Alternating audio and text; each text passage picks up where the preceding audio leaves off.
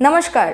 18 अक्टूबर 2022 में केतु स्वाति नक्षत्र पर ट्रांजिट करने वाले हैं अगले 8 महीने के लिए, यानी 26 जून 2023 तक। और ये जो ट्रांजिट है ये बहुत ही ज़्यादा इम्पैक्ट करने वाला है हम लोगों के रिलेशनशिप को और स्पिरिचुअलिटी को। क्यों?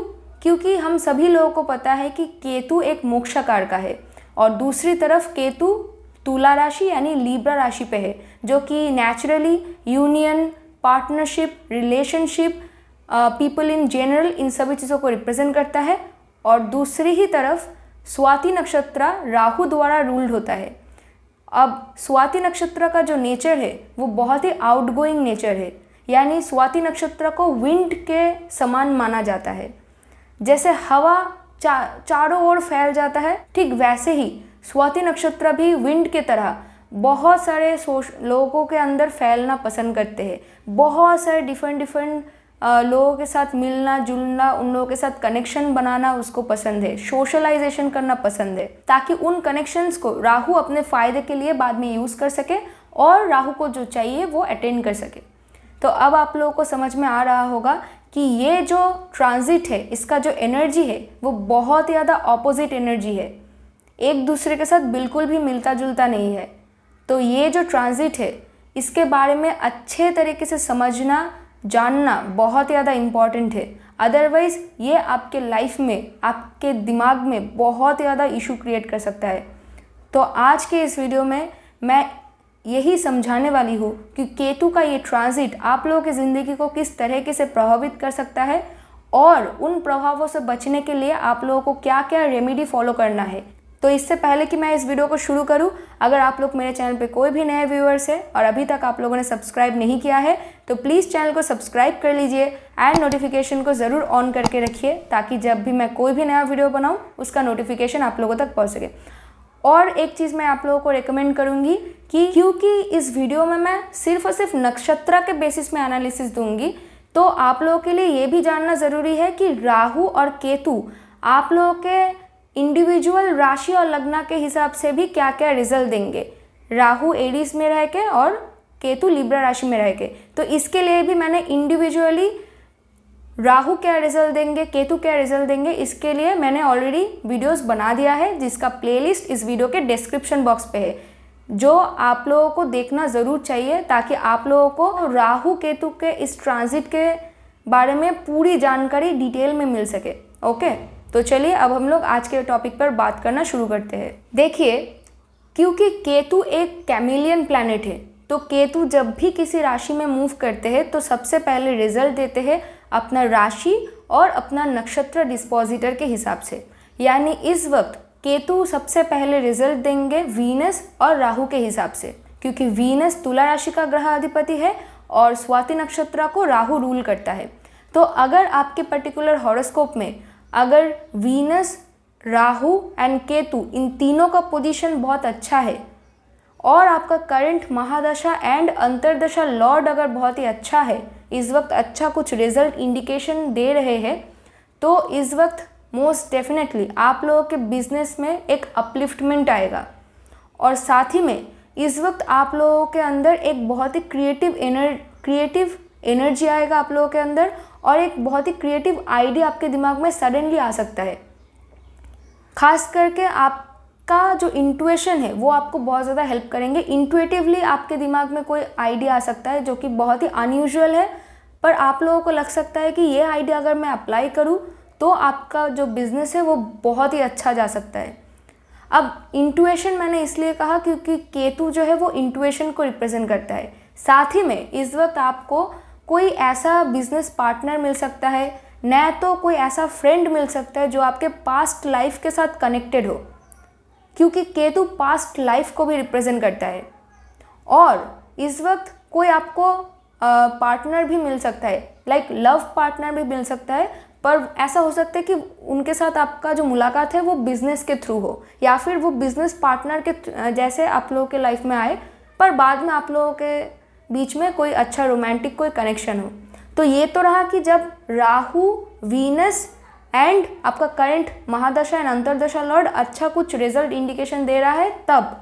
बट अगर आपके पर्टिकुलर हॉरोस्कोप में अगर राहु, वीनस और करंट महादशा लॉर्ड अगर अच्छा कोई रिजल्ट इंडिकेशन नहीं दे रहा है तो मोस्ट डेफिनेट, और आप लोग अगर कोई बिजनेस फील्ड में हो या फिर सेल्स में हो या फिर किसी ऐसे सोशल मीडिया के साथ कनेक्टेड हो जहाँ पे आपको बहुत ज़्यादा बात करने की ज़रूरत है, तो इस वक्त मोस्ट डेफिनेटली आप लोग अपना कम्युनिकेशन के ऊपर ध्यान दीजिए और लोगों को ज़्यादा क्रिटिकली देखना बंद कीजिए, लोगों को क्रिटिसाइज़ कम कीजिए, क्योंकि इस वक्त आप लोगों के अंदर टेंडेंसीज आएगा कि आप लोग लोगों को बहुत ज़्यादा क्रिटिसाइज़ करेंगे।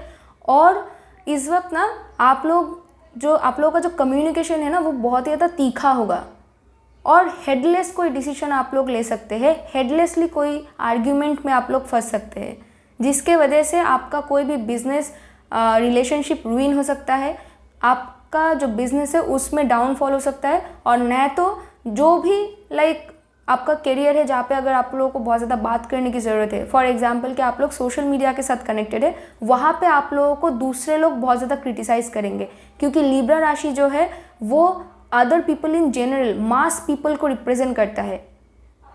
इसी वजह से बाकी कोई लोग आपको क्रिटिसाइज़ कर सकता है क्योंकि आपने कुछ ऐसा चीज़ कहा है। तो इस वक्त प्लीज़ अपने कम्युनिकेशन पे ध्यान दीजिए, ओके।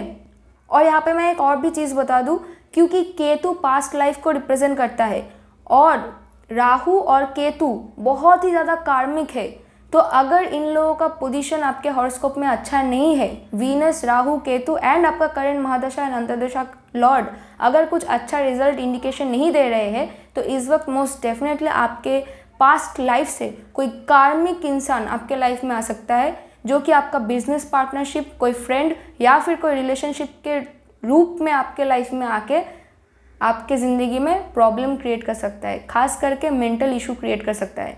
तो इस वक्त सावधानी से रहिए। कोई भी आए आपके लाइफ में, चाहे वो कोई फ्रेंड हो, कोई बिजनेस पार्टनर हो या फिर कोई रिलेशनशिप हो, आप लोग तुरंत ही हेडलेसली उसके ऊपर जंप मत कीजिए, उन पर विश्वास मत कीजिए। टाइम लीजिए, उस इंसान को अच्छी तरीके से देखिए, सोचिए, समझिए, चीज़ों को समझने की कोशिश कीजिए।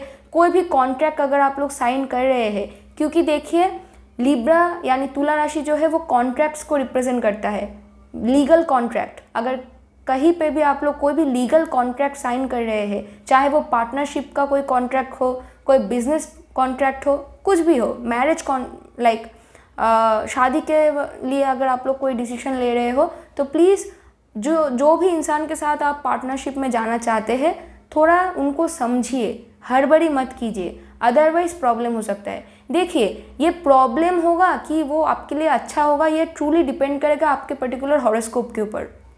अब देखिए, केतु नेचुरली एक मोक्षाकार का है और केतु शार्प ऑब्जेक्ट यानी नाइफ, स्वॉर्ड, इन सभी चीज़ों को रिप्रेजेंट करता है इन जनरल। अब स्वाति नक्षत्र का जो नेचर है वो मैंने पहले ही कहा कि स्वाति नक्षत्र जो है वो विंड के समान है, उसको फ्रीडम पसंद है, सोशलाइज करना पसंद है और सभी चीज़ें अपने हिसाब से करना पसंद है। एक स्वाति इंसान को अगर आप बांधने की कोशिश करेंगे ना, तो वो बंधेंगे नहीं, वो फ्रस्ट्रेट होंगे, वो इरिटेट होंगे। अब केतु नेचुरली मोक्षाकार का है, वो तुला राशि में है, तो ऑलरेडी उनको एक इरिटेशन पहले से ही है और अब इस वक्त स्वाति में आ रहे हैं, तो मोस्ट डेफिनेटली इस वक्त अगर आप लोग कोई एग्जिस्टिंग रिलेशनशिप में है, देखेंगे आप लोगों के अंदर ना एक बहुत ज़्यादा फ्रस्ट्रेशन आएगा अगर आपका पार्टनर आपको बांधने की कोशिश करेगा या फिर आपको बहुत ज़्यादा ज्ञान देने की कोशिश करेगा कि ये ना आप इस तरह से करो, ये नहीं ऐसे करो, वैसे करो। आप लोगों को लगेगा कि भाई मेरे अंदर भी एक दिमाग है, मैं कर सकती हूँ या फिर कर सकता हूँ, मुझे इतना बांधने की ज़रूरत नहीं है, मैं कहाँ पे जा रही हूँ या फिर जा रहा हूँ, मैं क्या करूँ क्या ना करूँ, मैं उसके लिए आपको कुछ बताने नहीं वाली हूँ। मुझे फ्रीडम चाहिए रिलेशनशिप में, एक फ्रीडम चाहिए रिलेशनशिप में, एक ऐसा टेंडेंसी आएगा। और अगर आपने अपने पार्टनर को अगर रिलेशनशिप में फ्रीडम नहीं दिया या फिर आपका पार्टनर ने आपको रिलेशनशिप में फ्रीडम नहीं दिया प्रॉपरली, तो इस वक्त बहुत ज़्यादा आर्ग्यूमेंट होने के चांसेस है। हो सकता है कि आप लोग रिलेशनशिप में इस फ्रस्ट्रेशन के वजह से अपना जो पास्ट रिलेशनशिप है या फिर कोई एग्जिस्टिंग रिलेशनशिप है उसको आप कट ऑफ करने की कोशिश कर सकते हैं। तो मैं ये नहीं कह रही हूँ कि अगर कोई रिलेशनशिप आपके लिए टॉक्सिक है कार्मिक है, आप लोगों को फील हो रहा है कि ये इंसान सिर्फ लाइफ को बर्बाद करने के लिए ही है, तो ये टाइम सबसे ज़्यादा अच्छा है कि आप अपने रिलेशनशिप को कट ऑफ कर सकते हैं। पर इसका मतलब ये नहीं है कि मैं ये कह रही हूँ कि रिलेशनशिप की तरफ आप काम मत कीजिए। अगर आपको लगता है कि नहीं, ये जो आपका जो भी पार्टनर है वो अच्छा है, टेम्पोरली बेसिस एक मतलब प्लानिटरी ट्रांजिट की वजह से ये हो रहा है, अगर आप थोड़ा एडजस्ट करें या फिर अपने पार्टनर्स के साथ बैठ के थोड़ा बात करके समझाइए चीज़ों को। अगर एक दूसरे के साथ समझौता करके अगर कोई हल निकल सकता है तो मोस्ट डेफिनेटली आप अपने पार्टनरशिप की तरफ काम कीजिए, तो ये कोई प्रॉब्लम नहीं होगा। ये बस एक टाइम है जो बीत जाएगा। पर अगर आपको लगता है कि आपका पार्टनर बहुत ज़्यादा टॉक्सिक है, कार्मिक है आपके लिए, सिर्फ आपको परेशान करता है या फिर करती है और उससे आपको छुटकारा चाहिए, तो देखेंगे कि इस वक्त बहुत सारे आप लोग कि इस वक्त बहुत सारे रिलेशनशिप में ब्रेकअप्स आएंगे। और हाँ, मैं एक चीज़ कह दूँ कि 18 अक्टूबर 2022 का ये जो डेट मैंने कहा वो मीन नोट कैलकुलेशन के हिसाब से है। As per true note calculation ये ट्रांजिट ऑलरेडी 25 सितंबर 2022 में हो चुका है, और मेरे हिसाब से ट्रू नोट कैलकुलेशन जो है वो बहुत ही ज़्यादा एक्यूरेट होता है, मीन नोट कैलकुलेशन से ज़्यादा एक्यूरेट होता है। पर हाँ, इससे पहले जब मैंने राहु केतु के ट्रांजिट वीडियोस मैंने बनाए थे इस साल में ही, तो मैंने ट्रू नोट कैलकुलेशन का जो डेट है वो मैंने कहा था, तो मतलब इतना कमेंट्स आया था मुझे कि आपको नहीं पता है डेट कैसे देखते हैं, पंचांग नहीं देखते हो आप लोग, तो इस वजह से मैंने इस वक्त मीन नोट कैलकुलेशन का डेट लिया है। मैं थक गई थी समझाते समझाते कि 2 टाइप का कैलकुलेशन होता है, तो इसी वजह से मैंने ट्रू नोट कैलकुलेशन को इस बार अवॉइड करके मीन नोट कैलकुलेशन के हिसाब से डेट बताया। पर as per true note calculation ये 25 सितंबर 2022 में केतु ऑलरेडी स्वाति नक्षत्र पर ट्रांजिट कर चुके हैं, तो आप लोगों को ये जो भी इफेक्ट्स मैं यहाँ पे बता रही हूँ वो ऑलरेडी शायद फील होना स्टार्ट हो गया है। अब देखिए, क्योंकि स्वाति नक्षत्र के साथ लॉर्ड हनुमान जी बहुत ज़्यादा कनेक्टेड है, क्योंकि भगवान हनुमान जी वायुदेव का पुत्र है और स्वाति नक्षत्र या जो है वो विंड गॉड के साथ कनेक्टेड है, तो इस वजह से जैसे भगवान हनुमान जी मतलब वो बहुत ही ज़्यादा पावरफुल थे, उनके अंदर बहुत ज़्यादा स्किल था, बहुत ज़्यादा नॉलेज था, पर वो एक अभिशाप की वजह से वो भूल गए थे अपने स्किल्स के बारे में, अपना एबिलिटी के बारे में वो भूल गए थे।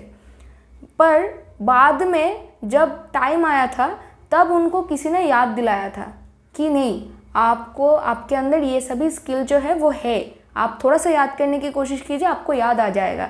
तो उसके बाद भगवान हनुमान जी को ये बात समझ में आ गया था, उनको याद आ गया था, जो भी उनका कैपेसिटी है, जो भी उनका स्किल्स है, वो सब कुछ उनको फिर से वापस मिल गया था। तो ये एक बहुत ही अच्छा टाइम है जब आप अपना कोई ओल्ड स्किल जिसके बारे में आप भूल गए हैं, शायद आप लोगों ने बचपन में स्टार्ट किया था, शायद फॉर एग्जाम्पल कि आप लोगों ने पेंटिंग करना स्टार्ट किया था बचपन में, but due to some reason आप लोगों ने बीच में छोड़ दिया, आपको लगा था कि ये कोई काम का नहीं है, या फिर कोई स्पोर्ट्स में आप लोग थे, या फिर कोई भी काम मतलब सिंगिंग करते थे, टीचिंग करते थे, कोई भी जो आप पार्ट टाइम में करते थे एज अ स्किल, पर बाद में आप लोगों ने उसको परस्यू करना छोड़ दिया, आपको ऐसा लगा कि वो कोई काम का नहीं है, पर वही चीज़ अब फिर से आप लोग दोबारा करना स्टार्ट कर सकते हैं। आपको लग सकता है कि उस चीज़ को यूज़ करके, उस चीज़ को, उस स्किल को डेवलप करके आप उसको एक बहुत ही अच्छा इनकम का वे आप बना सकते हो। ओके, एक वे ऑफ इनकम आप बना सकते हो, एक साइड हसल आप बना सकते हो। तो ये चीज़ भी आपके अंदर देखना कि इस वक्त ये टेंडेंसीज आपके अंदर आएगा, वो सडनली आपके दिमाग में याद आएगा कि हाँ, या फिर कोई आपका फ्रेंड या फिर कोई टीचर, कोई रिलेटिव, कोई भी इंसान आपको शायद याद दिलाएगा कि अरे तुम तो वो करते थे, अभी नहीं परस्यू करते हो, तो उस चीज़ के बारे में तो फिर से सोच सकते हो। तो कोई ओल्ड स्किल फिर से आपकी ज़िंदगी में वापस आने के चांसेस है, या फिर कोई स्किल अगर आप लोग जेन्युइनली सीखना चाहते हो, बिल्ड करना चाहते हो, तो ये टाइम बहुत ही ज़्यादा अच्छा है, क्योंकि राहु भी इस वक्त भरिणी नक्षत्र पे है। ओके, तो राहु भरिणी नक्षत्र पे है और भरिणी नक्षत्र एक बहुत ही स्किल्ड नक्षत्र है, वो डेथ एंड रीबर्थ को रिप्रेजेंट करता है। तो अगर आप लोगों ने मेरे राहु ट्रांजिट इन भरिणी नक्षत्र का वीडियो अगर नहीं देखा है तो उस वीडियो का भी लिंक मैं इस वीडियो के डिस्क्रिप्शन बॉक्स में डाल रही हूँ, आप लोग देख लीजिए ताकि आप लोगों को समझ में आए कि मैं ये बात क्यों बोल रही हूँ। तो ये राहु केतु का ये जो ट्रांजिट है वो कोई भी स्किल सीखने के लिए बहुत ही अच्छा एक समय है। ओके, इस वक्त आप लोगों के अंदर एक और भी टेंडेंसीज आएगा। देखिए, भगवान हनुमान जी ने बहुत बड़े बड़े लक्ष्य को अचीव किया था, बहुत बड़ा बड़ा काम किया था, पर हम लोग हनुमान जी या फिर कोई भगवान नहीं है, हम लोग इंसान हैं।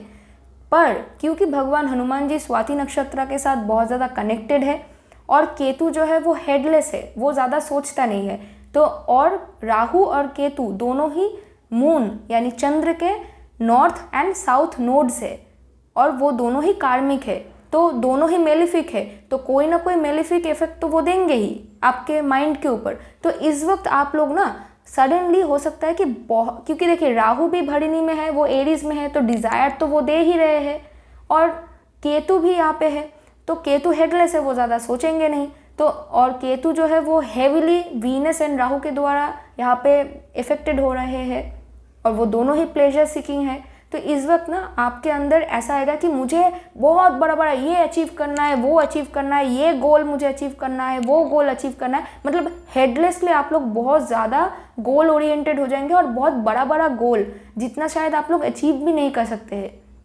नॉर्मली आप लोग सोच भी नहीं सकते हो कि आप लोग ये गोल अचीव करने के बारे में सोचेंगे। वो गोल्स, वो वैसे टाइप्स ऑफ गोल्स आप लोग सेट करना स्टार्ट कर देंगे इस वक्त। और अगर वो गोल्स आपको नहीं मिला तो वो आप लोगों के लिए बहुत ज़्यादा डिप्रेसिव होगा। तो अपने हद में रह के जितना आप कर सकते हैं, जो आप कर सकते हैं, जो आपके लिए पॉसिबल है आपके करंट कैपेसिटी के हिसाब से, उतना ही गोल अपने आप के लिए सेट करके रखिए। अदरवाइज़ ये आपके माइंड के लिए बहुत ही ज़्यादा इरिटेशन क्रिएट करेगा। अब देखिए, केतु के इस ट्रांजिट की वजह से फॉरेन ट्रैवल बहुत ज़्यादा हो सकते हैं। कैसे? क्योंकि देखिए तुला राशि जो है वो ओरिजिनल कालपुरुष कुंडली में 7th हाउस में फॉल करता है, जो कि फॉरेन लैंड को रिप्रेजेंट करता है। और साथ ही में स्वाति नक्षत्र, मैंने पहले ही कहा कि उसको ट्रैवल करना पसंद है, उसको वो विंड के जैसा हर जगह पे ट्रैवल करता है, एक ट्रैवलर की तरह। ओके, और स्वाति नक्षत्र का जो रूलर है वो राहु है, जो कि naturally foreign people, foreign land and foreign travels को रिप्रेजेंट करता है। तो यहाँ पे या तो आप लोग बहुत ही लॉन्ग डिस्टेंस किसी प्लेस पे या फिर फॉरेन लैंड पे आप लोग ट्रैवल कर सकते हो, और ये डिपेंड करेगा कि आपका हॉरोस्कोप कैसा है।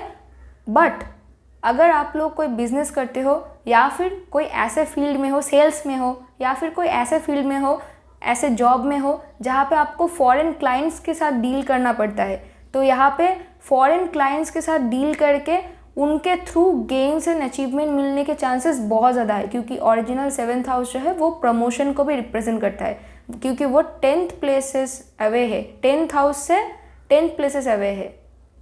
ओके, मतलब पर प्राप्ति ऑफ द 10th हाउस।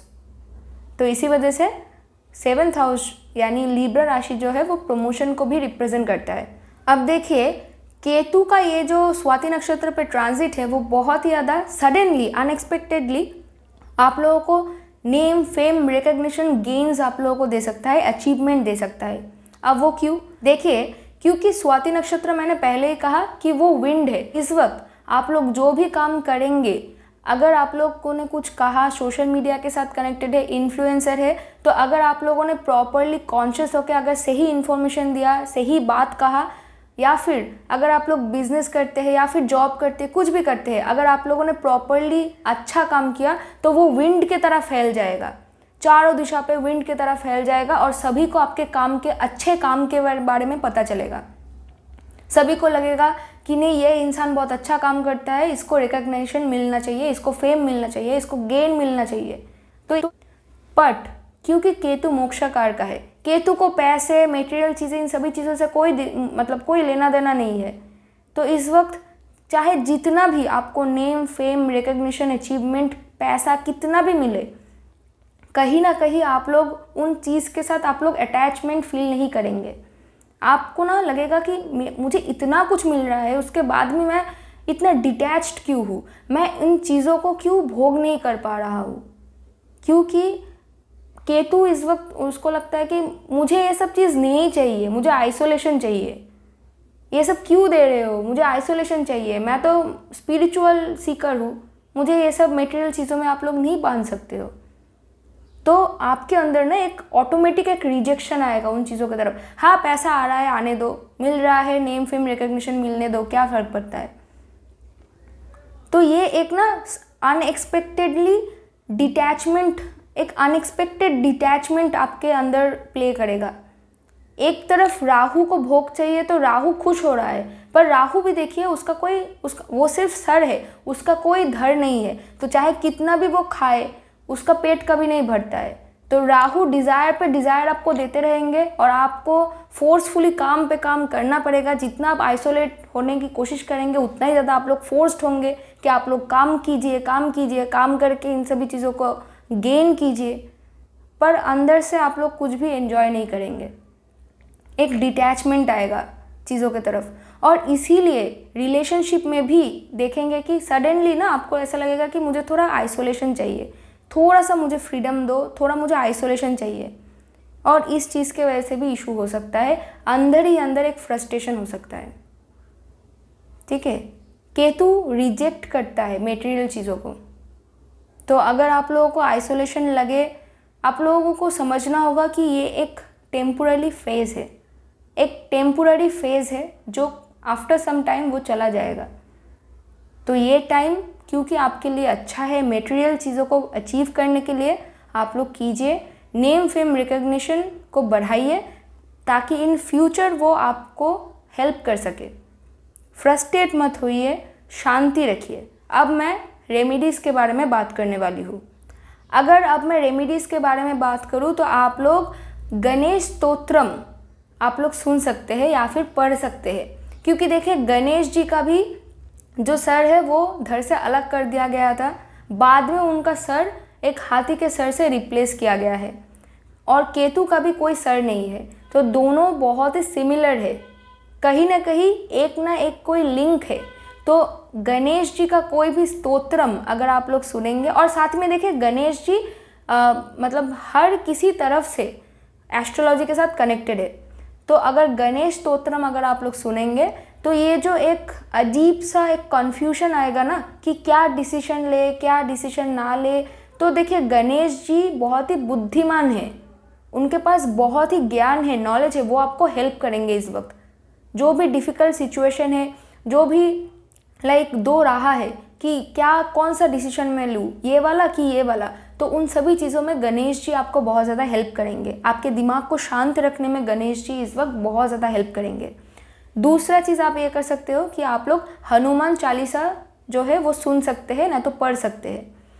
ठीक है, वो भी बहुत ज़्यादा आपको हेल्प करेंगे। एक्चुअली हनुमान जी की पूजा करने से आप लोग नवग्रह का ही रेमेडी एक साथ कर लेते हो। ओके, अब तीसरा चीज़ ये है कि आप लोग विष्णु सहस्त्र नाम या फिर भगवान श्री राम का कोई स्तोत्रम या फिर मंत्र पढ़ सकते हो, ना तो पूजा कर सकते हो। साथ ही में आप लोग अपने अंदर जो इनर फेथ है, स्पिरिचुअलिटी के तरफ जो इनर फेथ है, उसको बढ़ाइए और मेडिटेशन कीजिए। इससे आपका दिमाग भी शांत होगा और इनर फेथ बढ़ाने से आपके अंदर स्पिरिचुअलिटी बढ़ेगा, जिसके वजह से भी ये जो एक कैओटिक एनर्जी है वो बहुत हद तक शांत हो जाएगा, आपको डिसीजन लेने में बहुत ज़्यादा हेल्प हो जाएगा। ओके, तो ये रहा पूरा एनालिसिस ऑफ केतु ट्रांसिटिंग इन स्वाति नक्षत्र। होपफुली आप लोगों को ये वीडियो पसंद आया है। अगर वीडियो अच्छा लगा है तो प्लीज़ वीडियो को लाइक, शेयर एंड सब्सक्राइब कीजिए और कमेंट करके ज़रूर बताइए कि आप लोगों को कैसा लगा है, और मेरे अदर वीडियोज़ को चेक करना बिल्कुल भी मत भूलिएगा। Okay, thank you so much for watching my